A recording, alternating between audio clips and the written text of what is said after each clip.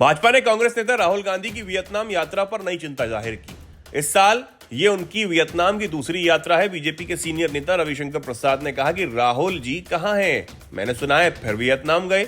रविशंकर प्रसाद ने कहा कि जनवरी में भी वो वियतनाम गए थे। सवाल उठाते हुए बीजेपी ने कहा कि नया साल भी वियतनाम में और अब होली भी वहीं।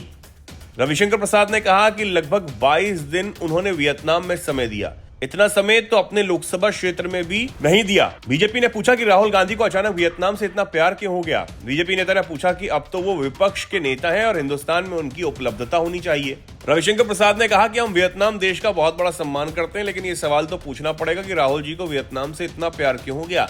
वो विपक्ष के नेता है और इस बात पर जवाब देना चाहिए। आपको बता दें कि भारत जिस समय पूर्व प्रधानमंत्री डॉक्टर मनमोहन सिंह के निधन पर 7 दिन के शोक में डूबा हुआ था, इस दौरान कांग्रेस नेता राहुल गांधी नए साल का जश्न मनाने के लिए वियतनाम रवाना हो गए थे। राहुल गांधी की यात्रा पर विवाद पिछले हफ्ते तब शुरू हुआ जब बीजेपी आईटी सेल के प्रमुख अमित मालवीय ने एक ट्वीट में कहा कि जब देश प्रधानमंत्री मनमोहन सिंह के निधन पर शोक मना रहा था, राहुल गांधी नए साल का जश्न मनाने के लिए वियतनाम गए। बीजेपी ने प्रेस कॉन्फ्रेंस करते हुए राहुल गांधी की वियतनाम यात्रा पर सवाल उठाने के साथ ही कहा कि कर्नाटक सरकार ने मुसलमानों के लिए 4% आरक्षण की घोषणा की। अब तक सिर्फ नौकरी तक समझते थे, अब सरकारी ठेकों में भी रिजर्वेशन हो रहा है। इससे पता चलता है कि कांग्रेस पार्टी और राहुल गांधी की सोच कैसी है। जिस प्रकार से कांग्रेस पार्टी वोट बैंक और तुष्टीकरण की पॉलिटिक्स में रोज एक नया पैमाना बना रही है, वो देश के लिए खतरा है। रविशंकर प्रसाद ने राहुल गांधी की वियतनाम यात्रा निशाना साधा तो अमित मालवीय ने दावा किया कि इससे राष्ट्रीय सुरक्षा पर गंभीर सवाल खड़े होते हैं। कांग्रेस से राहुल गांधी की विदेश यात्राओं के बारे में बोलते हुए भाजपा के आईटी सेल प्रमुख अमित मालवीय ने एक्स पोस्ट में कहा, विपक्ष के नेता के रूप में राहुल गांधी एक महत्वपूर्ण पद पर हैं और उनकी कई गुप्त विदेश यात्राएं खासकर संसद सत्र के दौरान औचित्य और राष्ट्रीय सुरक्षा पर गंभीर सवाल उठाती है।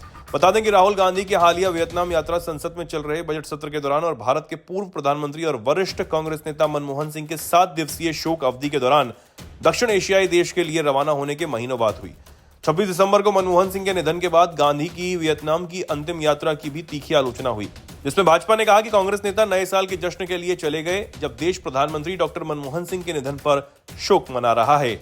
मालवीय ने कहा था, राहुल गांधी ने अपनी सुविधानुसार राजनीति के लिए डॉक्टर सिंह की मौत का राजनीतिकरण किया और उसका फायदा उठाया, लेकिन उनके प्रति उनकी अवमानना अस्वीकार्य है। हालांकि कांग्रेस पार्टी ने राहुल गांधी की वियतनाम यात्रा का बचाव करते हुए पहले कहा था कि वो उसके आर्थिक मॉडल का अध्ययन करने के लिए वियतनाम जाते रहे हैं। कांग्रेस नेता हरीश रावत ने बयान दिया कि राहुल वहां के आर्थिक मॉडल का अध्ययन करने गए हैं। वहीं बीजेपी के सांसद रविशंकर प्रसाद ने सरकारी परियोजनाओं में मुस्लिम ठेकेदारों का 4% आरक्षण देने के कर्नाटक सरकार के फैसले की आलोचना की। उन्होंने इसे कांग्रेस की तुष्टीकरण की राजनीति बताया और चेतावनी दी कि इसका देशव्यापी असर होगा।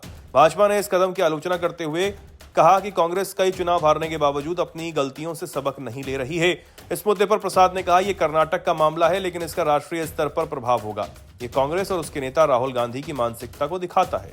कर्नाटक सरकार ने बजट में मुसलमानों के लिए सरकारी ठेकों में 4% आरक्षण की घोषणा सार्वजनिक रूप से की। उन्होंने आगे कहा, अब तक हम केवल नौकरियों में आरक्षण की बात करते थे, लेकिन अब सरकारी ठेकों में भी आरक्षण दिया जा रहा है।